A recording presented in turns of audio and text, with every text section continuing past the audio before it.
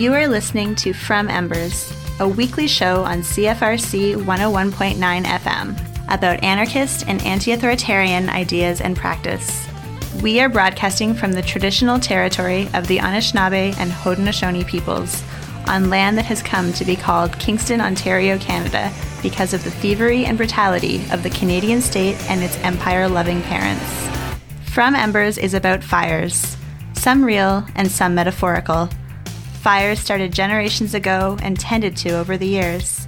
Little sparks all across this territory that we hope will grow, spread, and engulf the thieving state called Canada and the capitalist system that has plagued this land since the fur trade.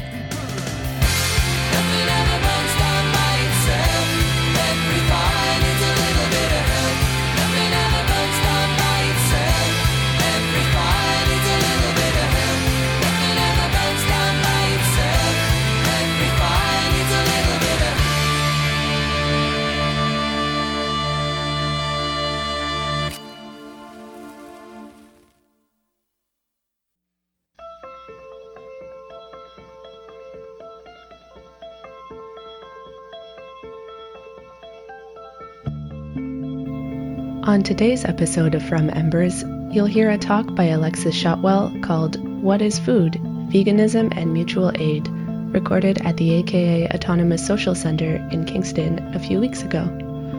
Alexis teaches and writes in Ottawa on unceded Algonquin territory, where she's a part of the Punjab Anarchist Collective, who some of you might remember were featured on an earlier episode of From Embers. She's also the co-investigator for the AIDS Activist History Project, which you can check out at aidsactivisthistory.ca, and author of Knowing Otherwise, Race, Gender, and Implicit Understanding, and Against Purity, Living Ethically in Compromised Times. This talk touches on a few different topics: individual purity practices in the realm of eating, on the distinction between ethical decisions based on substances and ethical decisions based on placing ourselves in relationships, and on exploring how anarchist understandings of mutual aid as a form of political care can help us be in good relationships with our devastated, hurting, good world. I really appreciated this talk, and I was glad for the opportunity to think and talk through what kinds of relations we currently embody and what kinds of relations we strive to embody with animals, humans, and other forms of life on this territory and throughout the world. Only the first part of the talk before the open discussion was recorded. Also, this talk has been edited to remove audience voices, and I've edited and re-recorded questions as well. I've tried to make sure the talk still flows and makes sense. Just know that any awkward cuts or errors in translation are completely my fault. Before we get to the talk, I just wanted to mention a bit about the space that hosted the event. The AKA Autonomous Social Center is both a physical building and meeting/event/organizing space, and an organization of local anarchists and anti-authoritarians. In their own words, AKA is a space dedicated to anti-state, anti-capitalist, anti-colonial, and anti-oppression politics and practices. We value community, mutual aid, and solidarity. We value practices where people look out for each other and don't rely on the state to meet our needs, and especially practices that take care of those who need it. We want to neither be dominated nor dominate other people or groups. We believe in our individual and collective freedoms. They're located at 75 Queen Street. It's the red and black house on the corner of Queen and Wellington, and the space has a ramp and a single-stall, wheelchair-accessible bathroom. For those of you in Kingston, if you want to check it out, you can stop by during open hours for Blue Heron Books and Zines, a community bookstore and zine shop located in the AKA, Mondays from 3 to 8 p.m. and Thursdays from 5:30 to 7 p.m. Also, for those of you in Kingston, on April 29th at 6:30 p.m., AKA is hosting another talk in their Applied Anarchy series called The Tyranny of Work. Here's a description. May Day is approaching, and it has some of us thinking about workers and work itself. For many of us, our anxieties about work and our inability to survive without it pervades much of our lives. We schedule our lives around it, spend our lives in school preparing for it, and it often leaves us unable to meet our needs, suffering from chronic stress or physical ailments, and dreading each day. In the absence of a coercive capitalist system, what work would we deem necessary or unnecessary? What if we structured work around our lives and not the other way around? And in the present, how do we work in ways that resist oppressive systems, give us control over our lives, and provide for our collective needs? For our April Applied Anarchy discussion, we'll examine the tyranny of work from an anarchist perspective and discuss ways to counter the competitive and individualistic ideology of capitalism with compassion, solidarity, and mutual aid. The Applied Anarchy series is intended to offer informal conversations on real-world topics from an anarchist perspective. All are welcome to stop by and be part of the discussion, and each month focuses on a different topic. Previous topics have included addiction and harm reduction, madness and mental health, food security, surviving the holidays, creating consent culture, and consuming pop culture. If there's a topic you'd like to suggest, or you just want to get in touch, find them on Facebook at aka Autonomous Social Center, or check out the-aka.ca. Anyway, that's enough from me. Here's Alexis.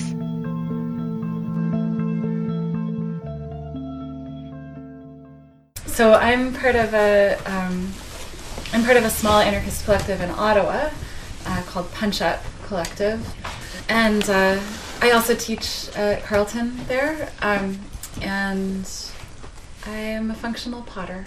Those are things about me, and I've been thinking for a long time about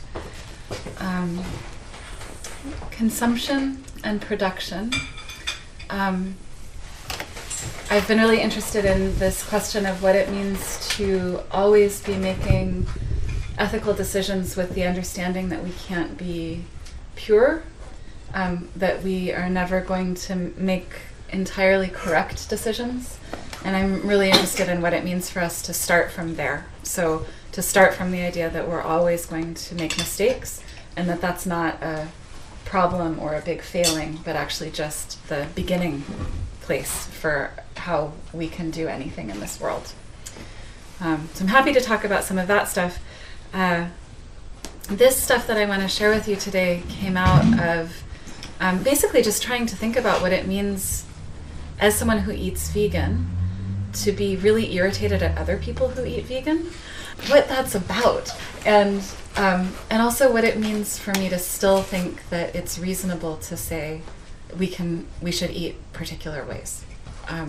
So also what it means for me to be like, I would like there not to be suffering in this world, and I've actually taken Buddhist vows to not cause suffering, but these are impossible, right? Like everyone talks about this, like you can't not cause suffering.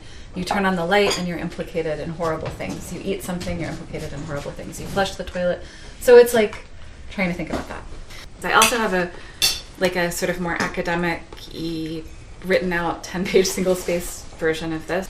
But I'll just tell you everything that's in it so no one has to take a copy of it. Okay, so starting in about 2017, there started to be more and more, and then there was another big push of this, people saying the way for us to fight climate change is to eat vegan and vegetarian. Everyone should do this. So there was like a Nature paper that came out just really recently, and then there was a lot of kerfuffle around that. So a lot of people saying, no, that's not true. Other people saying the best way to save the planet isn't to eat vegan, it's to eat the billionaires. Other people saying, this isn't consistent with... So I've been really interested in that tangle. And one of the things that I also think is interesting is the move that happens so much of the time to look at these big, overwhelming, huge problems, and then to say the solution to these things is for individual people to change their personal lifestyle behavior. So you have this enormous, unmanageable political situation, and you're responsible for it if you don't change the way that you're eating. I think that there is some way that we can be responsible, change certain things about what we do, and still hold in view that the main people that are polluting and killing the world are massive corporations, that it's not the main plastic in the ocean isn't our water bottles, it's fishing nets. Like all of those things, I think we can hold them in view. So this is what I'm going to try to lay out here tonight. So I think that what we can say is, so what I'm going to try to do is lay out some of the problems that I think are happening in these big complex things, the sort of context. Then I'm going to explain a distinction that I think is really useful between looking at the substance of what we're eating to looking at what the relationships that substance is. So instead of talking about food as like this is dal or this is salad, I want us to talk about food as relationships. So that's the kind of thing that I think is useful. And then I'm going to be really curious if you think is useful. And then the last part is going to be saying, just talking about relationships doesn't actually get us anywhere in thinking about how we should live. And a good, useful thing that does get us somewhere is talking about this concept of mutual aid. How many people have heard of that idea of mutual aid? Okay, some. Good. Okay, so that's the plan. Does everyone feel okay? All right. So the first thing is, I think there's lots of good reasons that we turn to just like individual practices when we're confronted with really huge things. So one thing is that looking at our individual lifestyle decisions is like a small enough thing that we can actually grapple with it. It's like we feel that there's something impossibly huge, because it is. And if we're just looking at our use of plastic or our eating habits, it's small enough that we can do something about it. And that's very powerful, and it's a way that we can actually tune in and hold something in our life that is about being oriented toward wishing that the world wouldn't drown or burn. So we can have some sense of motivation that comes out of attending to our personal practices that maybe is powerful and good for us. It's also, I think, a thing that happens where we might just feel a sense of despair, and like we're not going to be able to solve all of that, but we're just going to kind of try to rearrange the deck chairs as the ship goes down. So that's the kind of more grim version of this.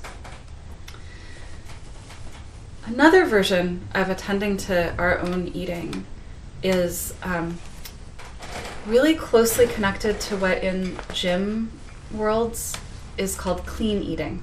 So what clean eating usually means is that you're going to eat low on the chain of complexity and sugars, not have so many processed foods. There's a lot of gym places where you can get like points on apps for eating clean. So, and interestingly, that's also a space where you end up being like doing a personal purity thing where you're eating this animal or this low carb something, and it's a way that you're keeping your body as a temple and optimizing yourself. I think that there's some way that looking at clean eating projects in gyms as a form of self-optimization isn't actually very far away from trying to be good in our eating in relation to things like climate change. So they're really different motivations. One is trying to save the world. One is trying to have a really excellent body that either can look really great or do really great things. But they're both, I am thinking of them as individual purity practices. Does that make sense to everyone? You don't have to agree with it as a claim, but do you see the thing that's connecting there around those consumption? So then I want to bring in the fact that Jordan Peterson, does anyone not know who Jordan Peterson is? He wears a three-piece suit. He's like a psychology professor at the University of Toronto who's become a kind of pundit on the like edges of the alt-right. So he's like in the classification of what is sometimes being called the intellectual dark web. So people that are trying to argue for a version of the world that is a little bit about individual correctness in a certain way, but very concerned about whether political correctness has gone too far, whether people are being forced to think that the left is correct in universities. Is that inaccurate? Does everyone feel comfortable with the way I'm describing that? So he has started eating a beef-only diet. And there's a whole movement, it turns out, of people who are doing carnivory, so eating basically only meat, and in ways that are allied with sort of some other versions of diets, like keto diets and paleo diets, which also have a sort of narrative that the right way for humans to eat is really a lot of meat, and that this is like we're closer to our civilizational like base. So sometimes people look at that and they say, okay, if the way we're going to solve climate change is by eating vegan, and there are these right-wing folks who are all eating meat, then the reason they're eating meat is because they want to destroy the planet. So what's interesting when you start looking at people that are eating beef-only diets or meat-only diets is quite a lot of them are actually talking about having profound disabilities. So often not diagnosed, like a lot of these diets come out of managing epilepsy. That's the sort of scientific basis for what these diets do, that some of them help manage seizures. But really interestingly, even people like Jordan Peterson and his daughter Michaela Peterson, what they talk about is experiencing profound physical and mental disability. And the solution for them is that they don't look to the world and say, what's happening that's making me feel this way? They're like, how am I going to personally solve this? No one else is going to help me, so all I can do is eat only beef and salt, and then I'll feel better. So I think this is really fascinating because it changes my own response to them. It changes my response because it makes me feel like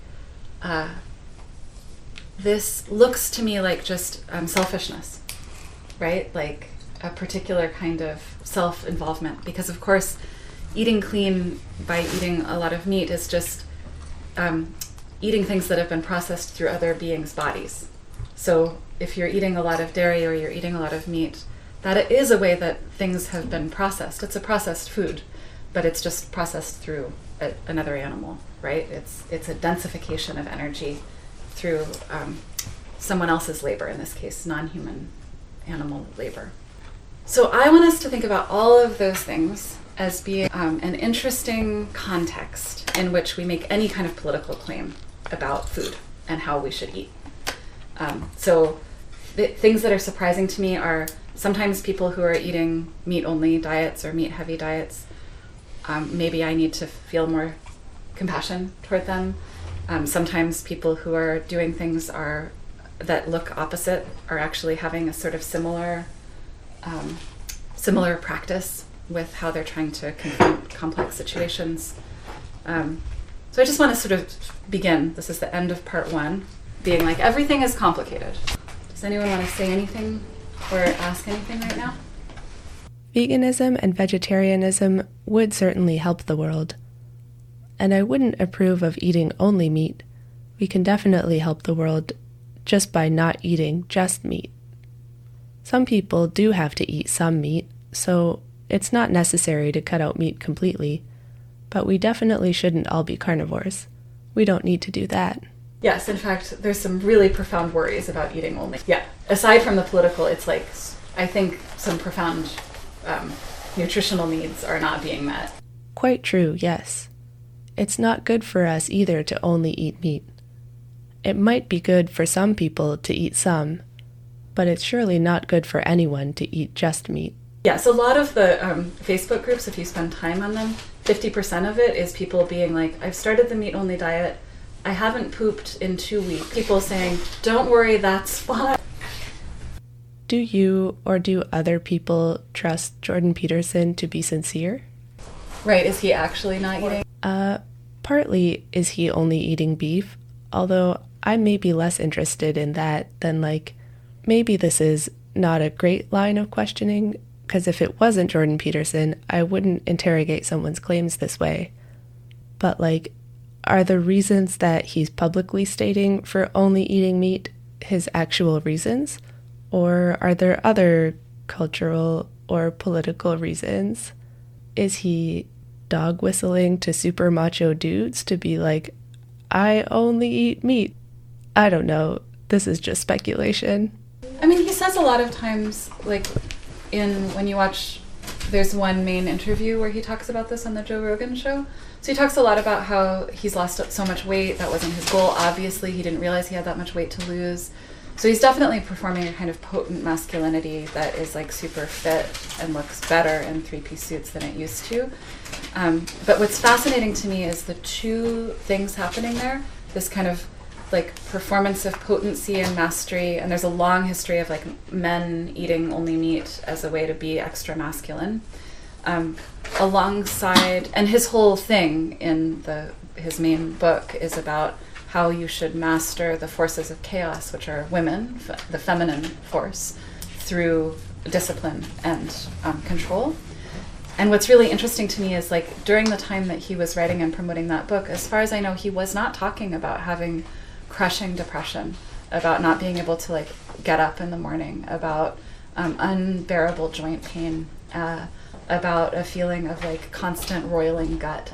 So this kind of space between the competency that is performed as the person who can give you 12 rules for your life and the felt experience that he's now depicting himself having had is really interesting to me. That actually when you listen to him, you're like, oh, you're suffering incredibly. And I don't know if the people that are paying, $77,000 a month to have YouTube conversations with you, so I think there's an interesting story there about like vulnerability and masculinity that I don't know enough to tell, but I think there's something, doesn't matter if he's telling the truth in a certain way, but there's something interesting happening there that's revealed through the way he talks about his food needs. I don't know what it means for me to start identifying Jordan Peterson as disabled either. I think what needs to be known is that vivisection is unscientific, immoral, illegitimate, and fiscally unsound. Are you saying, doctor, that there is no advantage at all in using animals in any kind of medical research? Not only is there no advantage, but it's dangerous because the results or the data that comes out of animal experimentation does not apply to human disease.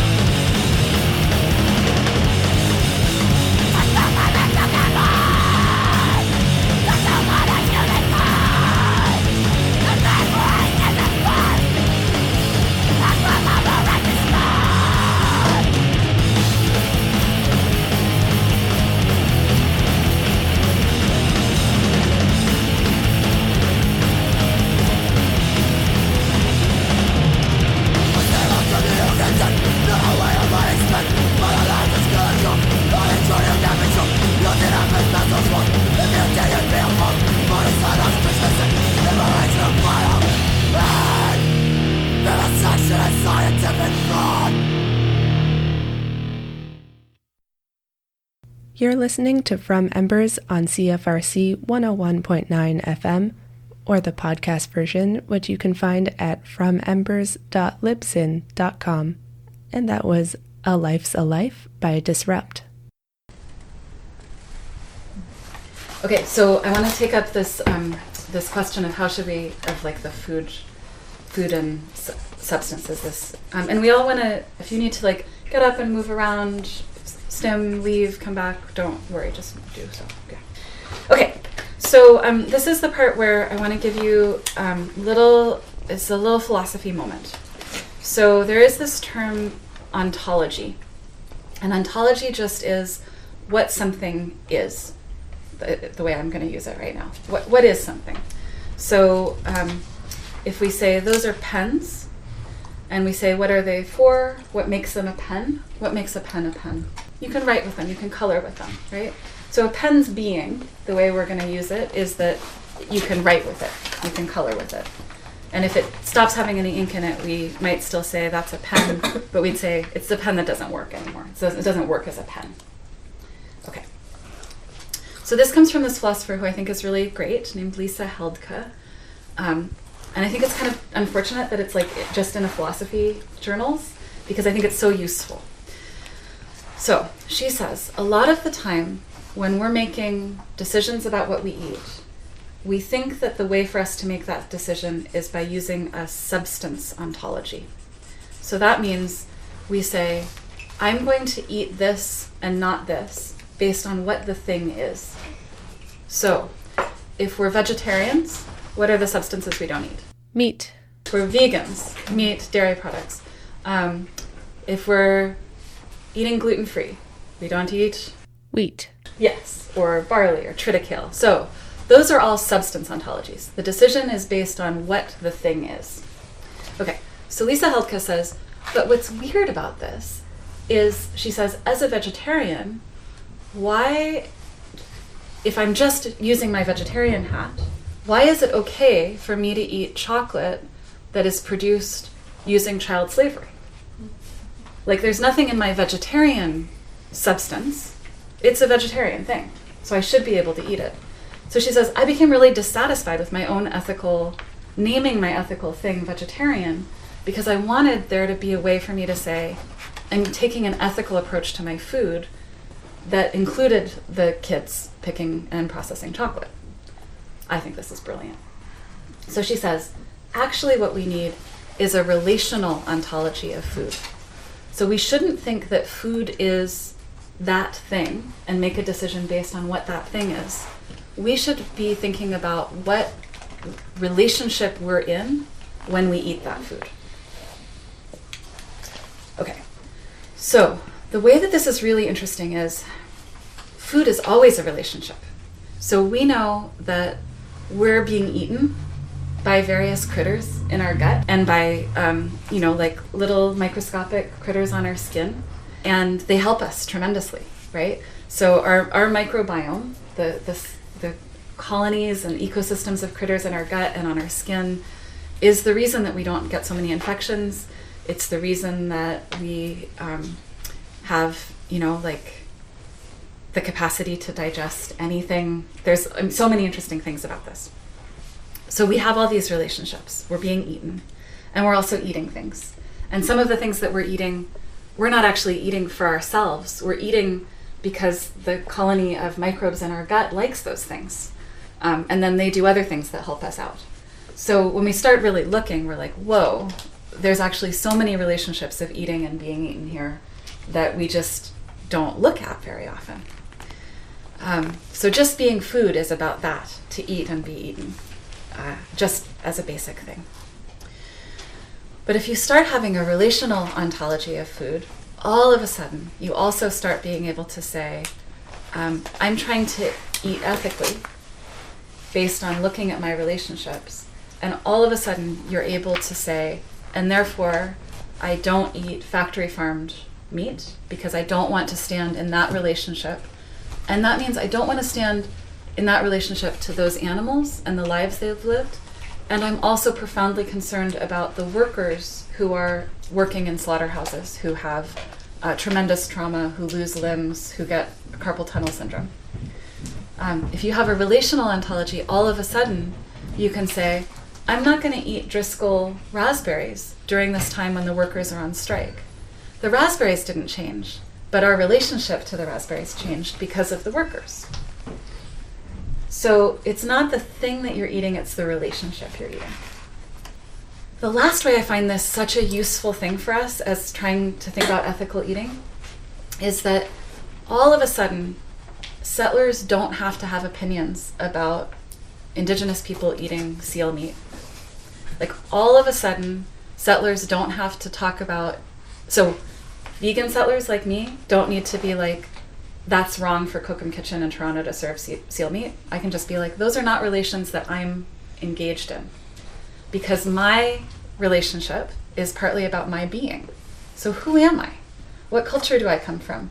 What practices does that culture rely on? Right? So when we talk about relationships, it's also about our whole context, our whole history. And so simultaneously, settler fish eaters now no longer have to say, Indigenous people thank the deer who's offered itself to them while they're eating, some like factory farmed tilapia from China, because that relationship doesn't apply to your fish from China. Does that part make sense? So if you have a relational ontology, it liberates us from a certain kind of, so it still means that settlers who don't have any particular relationship with these animals or these things, we can still comment on each other's eating practices. So if you want to be judgy about other people's eating practices, you still can, but it's all about what the relationship is that the eating is tracking. Okay, does that part make sense? Because I feel like this is one of the most useful things that I've found for thinking about my own eating politics in a really long time. And is that clear? In regard to your last comment about how we can still be judgy to settlers, can you just expand a bit on that? So, like, if I'm talking to someone who's eating only meat because they have epilepsy and it's the only way they're managing their illness, I'm going to say, I don't stand in that relation to you, right? Like, that's going to be, or like, I honor that that's what you need to do for your health. So this is like what you were saying about like, some people need to, or people who are like, I really become profoundly anemic and the only thing that makes me not anemic is meat. Like, those things are going to be. But if I'm talking to someone who's just like, I don't care about those animals, those workers, the E. coli that is spread all over the fields, I just really like having a steak, then I might be like, so really the only thing that you care about is your own pleasure, and you don't think that it matters at all, the social conditions that that pleasure is produced in.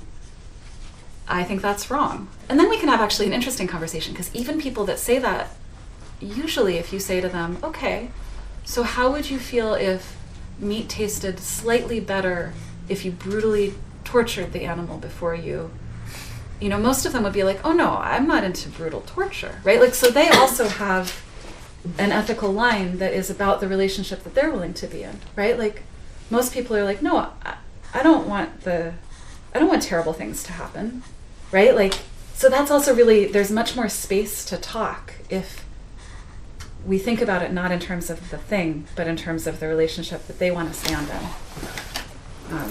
Yeah. I don't know how to phrase this, but the thing about tilapia in China and thanking the animals, I got a bit lost in there. Oh yeah, sorry. That was because I was getting so vehement. A decent amount of the time when I'm talking to people who eat meat, they say, humans are meant to eat meat. And the justification they give for making that claim is they say, look at the native people. And they can't actually ever name an actual person that they're thinking about, right? They just have this idea that native people hunt and they ask the deer to lay down her life or his life, and the deer comes and offers themselves. And so I think that this, if we think about relational ontologies, it's probably a wrong view anyway, in a certain way. And if you want to see it, really interesting Mi'kmaq scholar Margaret Robinson, who's talking about different ways to think about Indigenous veganism, and when is it appropriate to ask a friend to kill themselves for you to survive, which is what a lot of the Mi'kmaq stories anyway are about like friends being like, look, one of us is gonna die, you can eat me, it's okay. So that's actually a really serious relationship, and it's also not a relationship that settlers stand in with those. We don't inherit those relationships to moose or to deer in that way. We might have different relationships with animals, but if you're saying that the reason you feel good about eating meat is because of some amorphous idea of native relationships with animals, it's just not your relationship, so you don't have to stand in it. You know? Does that make better sense? And because the fish in China, you couldn't have a relationship. You don't have a relationship. Or you do have a relationship, but then you're in a relationship with that global supply chain of fish. Yeah. How's everyone doing? When you eat meat, well, the truth would be who you eat will have to die so you can eat him or her, of course. So it may not sound good, but yeah, Native people did that, so it's been done since time immemorial. So yeah, it is a case where I have to die or you have to die so I can eat you, basically. Yeah, and nothing that we eat is free from death. So it's a lie to say that any food is not enmeshed in death. So there's also some really interesting questions to ask about the scale of death. So if we say, look, we're part of a world in which lots of little bugs get killed to produce the vegetables that I eat. Like processing rice kills a lot of weevils. So I don't believe that small things seek death any more than big things. So one other thing that thinking relationally about our food practices lets us do is to be honest that we're just making decisions about what deaths we're going to stand in relation to in order to eat, in order to live. And that means that we're in the space of ethics. I'm just wondering if you think that same approach could apply, for instance, to the microfibers in clothing. Or is there something special about thinking relationally about food as opposed to other things we consume? No, I think we could have relational ontologies about all kinds of consumption and waste practices. Mm-hmm. And I think that that's really compelling. So we could think about like what is a relational... So, and the other thing that's interesting about it is still okay for us to say, I eat this stuff and not this stuff. Or I buy only cotton clothing, hemp. I buy only clothing that can decompose. Like those look like substance ontologies. But the interesting thing is, I think most substance ontologies actually are relational ontologies. They're just shorthands. They're just trying to, and we need to do that as humans. Like we need to have a classification where we're like, I'm not going to just endlessly think about the chains of connection that I'm enmeshed in because I just need to make dinner. So we should probably have some like, I'm trying not to buy, lycra clothing because it breaks down into microfibers. That looks like a substance ontology, but if you scratch it a little bit, it's a relational decision. Which is why I still describe myself as eating vegan. So it sounds like a substance, but I think of it as a relationship.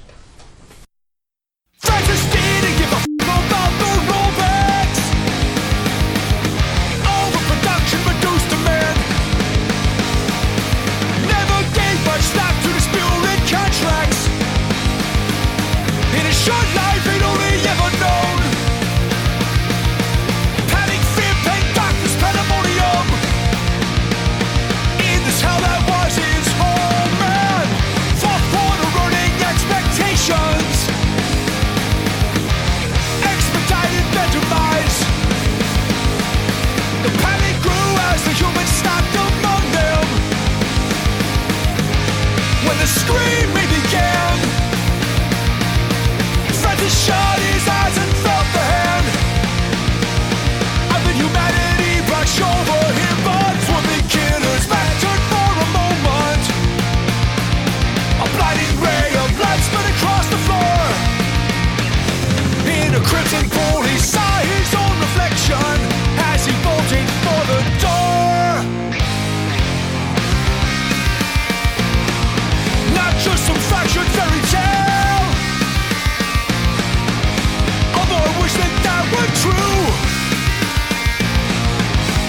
is a fabled fight to real. We somehow still cling to.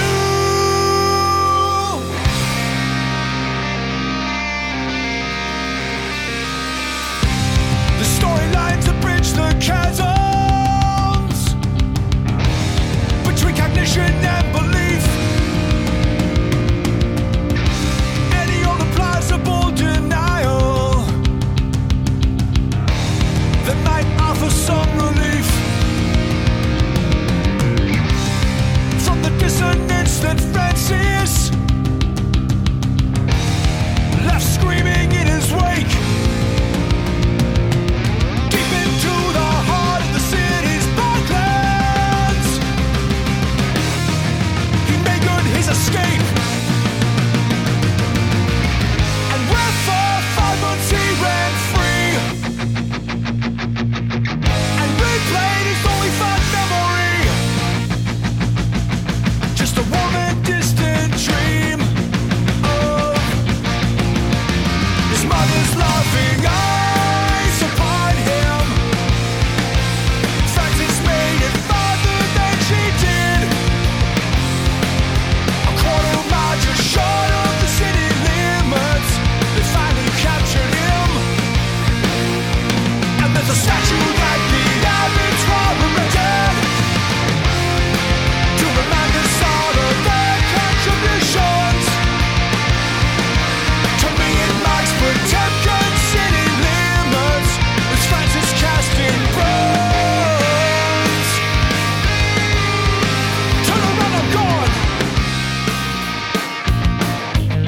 Not just some fractured fairy tale, although I wish that that were true. A fable far too real, but somehow still cling to.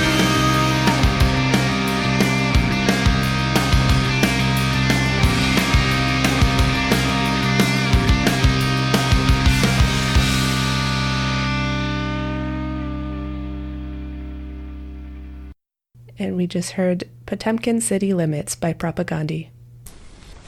Okay, so the third part, last part, is, but look, just saying that we're in a relationship doesn't give us any guidance about what kind of relationship to be in. Like, there's nothing inherent in saying we're in a relationship that says, and this is how I'm going to pursue this relationship instead of this relationship, or this is the way I'm going to be in relationship.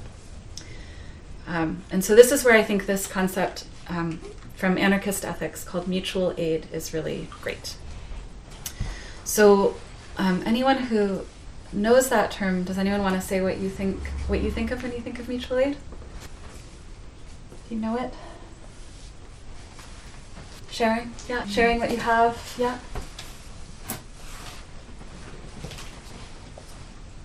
Sometimes people say giving other people what you can give and receiving from them what you need.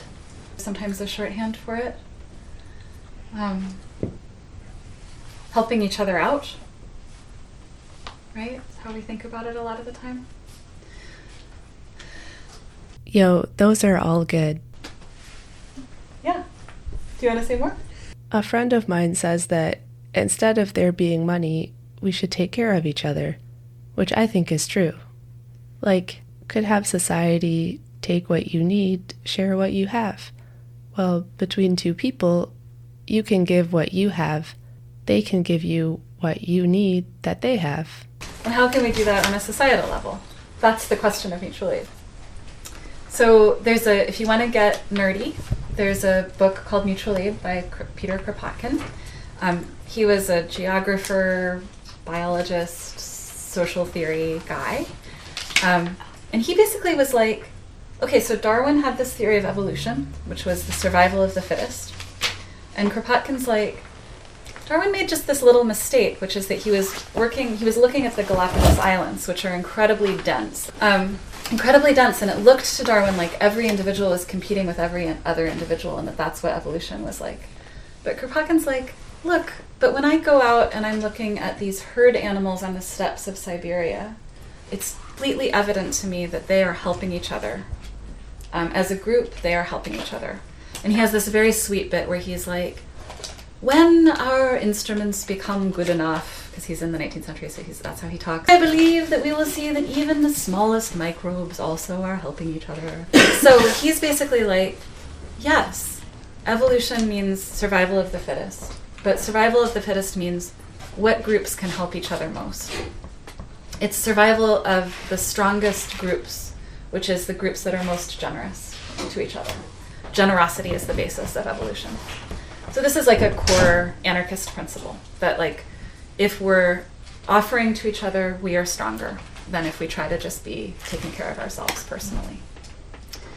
And I've been doing this work with Ursula Le Guin, who is a science fiction author, and her conception of mutual aid, which I think is really rich. And I'm just going to tell you a little bit about how she talks about it, because I think she's on purpose elaborating Kropotkin. And I think I won't read you all these quotes. But basically she has this one book in particular called The Dispossessed, and it's a kind of study of an anarchist society in a science fiction mode. How many people have read The Dispossessed? Okay, few. So I'll just say the things that I think she's arguing, and then if there are Ursula Le Guin nerds, we can get into some of the details of why I think this. So I think there's three things that Ursula Le Guin says about mutual aid that nuance and deepen Kropotkin's understanding.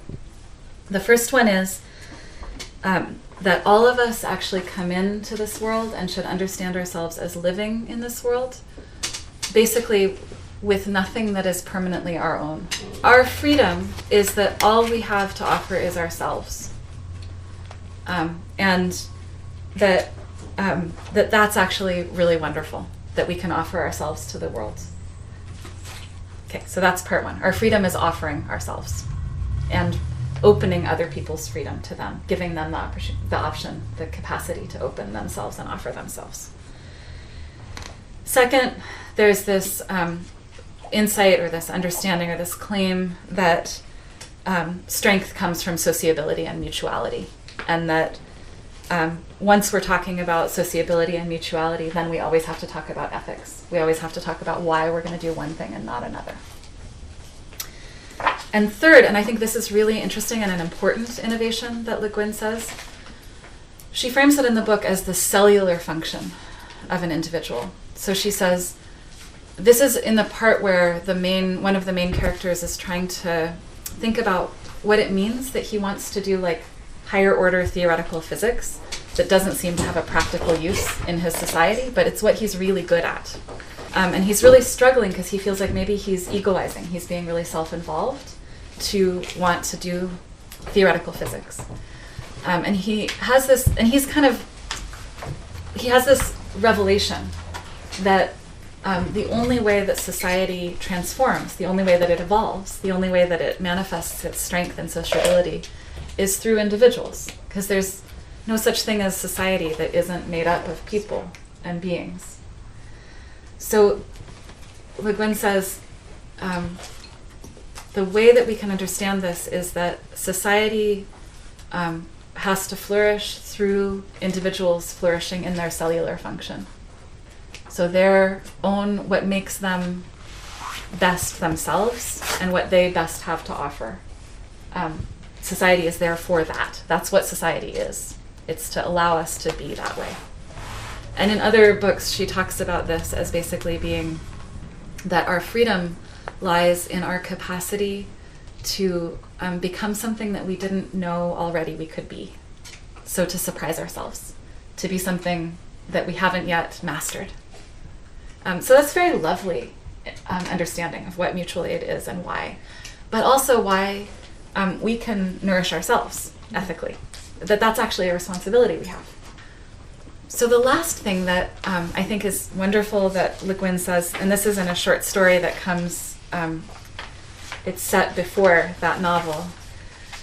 She talks about sort of the anarchist thinker who is the intellectual basis for the society in that novel. And there's this line where this person, Odo, is thinking to herself, she wants to not go and meet someone who's come to talk with her. She's old, she's dying, and she's tired, and she doesn't want to go meet this person who's like starstruck and wants to see her.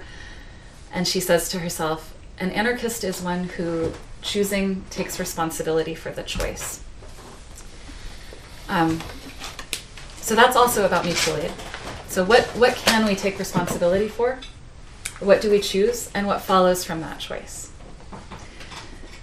So I think if we think huge, complex things that can't be solved by any individual person all by ourselves, we can think about relationships, not about substances. Thinking about mutual aid, I think, opens a way that we orient what choices we make and what relationships we decide to stand in. So I think thinking about mutual aid as a key for us for understanding what food is means that we start thinking about what we're taking in, but also how we're putting things out. So how do we have an ethical relationship to our gut? How is that not different than having an ethical relationship to an ecosystem? What ecosystems can we stand in relation to? So it gives us a kind of guide toward how we're thinking about why we do what we do and how we can take responsibility for whatever we can take responsibility for. So I think we can think about mutual aid as a kind of political caring, a situated practice of political caring. And I think it illuminates something. It opens, for me anyway, a way to not despair, like a way to not feel like we should just give up on everything. I think a lot about this bumper sticker that I used to see when I lived in Santa Cruz that said, save the planet, kill yourself. You know, just the grimness of the impossible. Like, I understand the despair because everything feels really hard, and especially it doesn't feel like eating differently is really going to do anything. So then I think there's also this piece of saying, what happens if we start relating to the way that we be in relation to the world as something where we're always orienting over and over again, starting over and over again, with this sense that we do wish to give what we can and receive what we need. So it is that we're in this incredibly generous world. Like, the sun pours down, the food exists, we eat it. So lovely, right?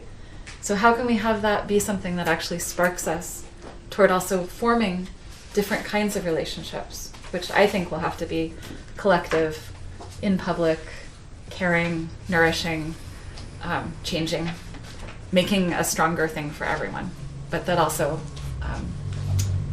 nourishes our cellular function, our capacity to flourish. So that's my pitch. I talked along. Does anyone want to clarify anything about that idea of mutual aid? Or any of the, like... It's not just within one's own group that mutual aid works.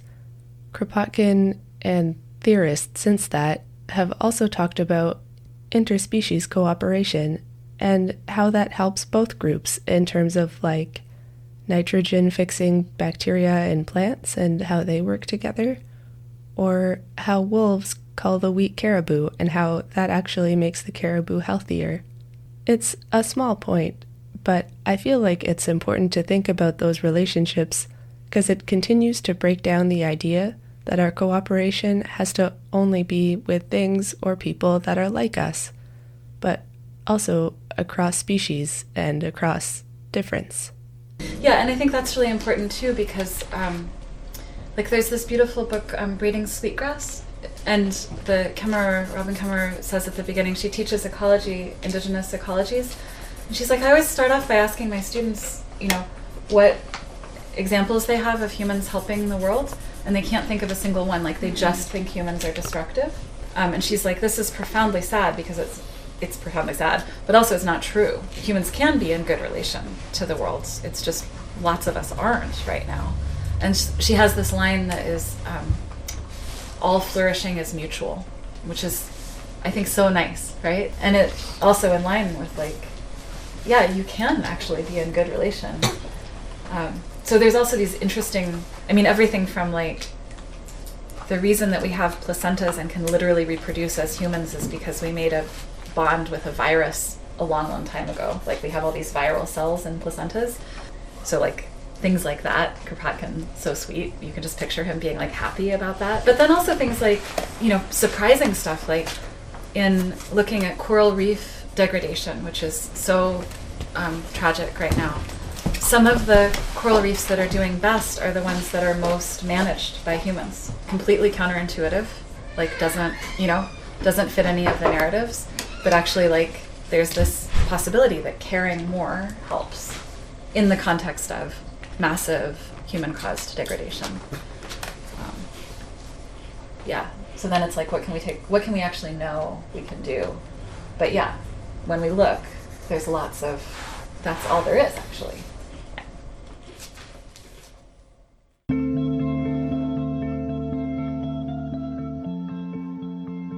That's all for today. Thanks for listening. If you liked what you heard and want to hear more, we're broadcasting on CFRC 101.9 FM in Kingston every Wednesday night from 8 to 9 p.m., or you can subscribe and download the podcast version of From Embers wherever you listen to podcasts. We're also part of the Channel Zero Anarchist Podcast Network, so check out channelzeronetwork.com for more great anarchist podcasts. As always, if you've got questions, feedback, show ideas, or you just want to chat, you can email us at fromembers@riseup.net. See you next week.